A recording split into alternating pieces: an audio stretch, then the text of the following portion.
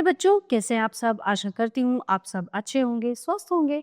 स्वागत है आपका इस कक्षा में। आइए आज हम पढ़ते हैं हिंदी व्याकरण का पाठ 13 विराम चिन्ह।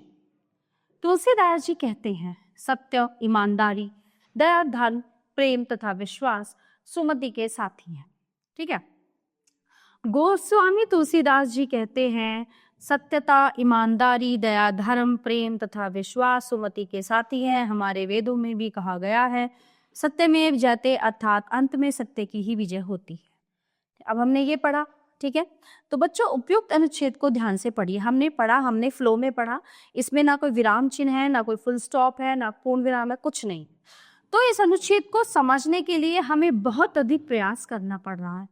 ऐसा इसलिए क्योंकि इस अनुच्छेद में विराम चिन्हों का प्रयोग नहीं किया गया है। अब इसे अनुच्छेद को पुनः यानी दोबारा पढ़िए।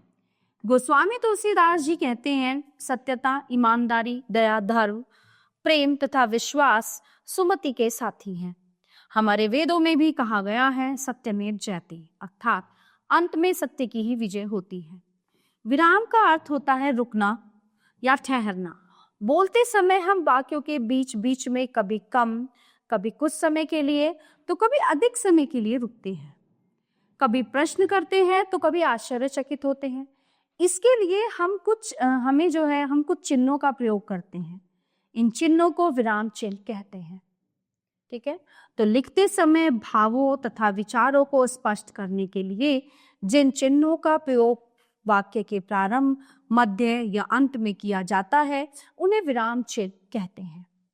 हिंदी भाषा में प्रयोग होने वाले कुछ प्रमुख विराम चिन्ह इस प्रकार हैं। पूर्ण विराम। पूर्ण विराम का मतलब है पूरी तरह रुकना। वाक्य की समाप्ति पर इसका प्रयोग किया जाता है। प्रश्न सूचक वाक्यों को छोड़कर अन्य सभी वाक्यों के अंत में इसे लगाया जाता है। जैसे प्रधानमंत्री ने मन की बात की, वाक्य पूरा हो गया, पूर्ण विराम। हम खेल रहे हैं, वाक्य पूरा हो गया, पूर्ण विराम। अल्प विराम। वाक्य में थोड़ी देर रुकने के लिए निम्नलिखित स्थितियों में एक जैसे शब्दों को अलग करने के लिए। राम, लक्ष्मण और सीता वन को गए। ठीक है। पिताजी बाजार से फल, सब्जियां, बिस्किट और मक्खन लाए। वाक्यांशों को जोड़ने के लिए, रमन सुबह उठा, ब्रश किया, नहाया और फिर विद्यालय चला गया। बगीचे में फूल खिले थे, चिड़िया चहचहा रही थी और लोग सैर कर रहे थे। किसी के कथन यानी कि स्टेटमेंट किसी का कहा हुआ होता है, उसको ज्यों का त्यों यानी कि एज इट इज बताने के लिए। शिवम ने कहा, मैं कल विद्यालय नहीं जाऊंगा। शिवांश बोला, वहीं रहो। हाँ या नहीं के बाद और किसी को संबोधित करते हो। नहीं, मैं ये नहीं कर सकती। मित्रों, आज मैं यहाँ मन की बात करने आया हूँ। तीसरा है अर्धविराम। वाक्य की पूर्ण समाप्ति न होने पर भी जहां बीच में समाप्ति सी लगे, अगले वाक्य वो उससे जोड़ने वाले अव्यय का अभाव हो, तब इसका प्रयोग होता है। जैसे किसान गेहूं उगाता है, गेहूं से आटा बनता है, आटे से रोटी बनती है। मैं जरूर आता, बारिश ने नहीं आने दिया। प्रश्नवाचक चिन्ह। जिस वाक्य में प्रश्न पूछा जाए उस वाक्य के अंत में पूर्ण विराम न लगाकर प्रश्न चिन्ह लगाया जाता है। जैसे आप कब आए, क्या हम मैच जीतेंगे। 11 उदाहरण चिन्ह। इस चिन्ह का प्रयोग किसी विशेष अक्षर, शब्द, व्यक्ति या वस्तु का नाम लिखने के लिए किया जाता है। जैसे गोदान मुंशी प्रेमचंद का मशहूर उपन्यास है। क अक्षर से शुरू होने वाले 5 शब्द लिखो। दोहरा उदाहरण चिन्ह। वक्ता के कथन को ज्यों का त्यों लिखने के लिए दोहरे उद्धरण चिन्ह का प्रयोग किया जाता है। इससे पहले हमेशा अल्प विराम का चिन्ह लगाया जाता है। जैसे डॉक्टर कलाम ने कहा था, सपने देखो और उन्हें पूरा करो।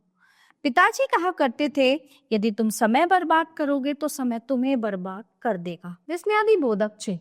हर्ष, शोक, आश्चर्य, घृणा, खुशी, दुख आदि भावों को प्रकट करने वाले शब्दों के बाद विस्मयादि बोधक चिन्ह का प्रयोग किया जाता है। जैसे हे प्रभु रक्षा करो, शाबाश तुमने कर दिखाया। योजक चिन्ह।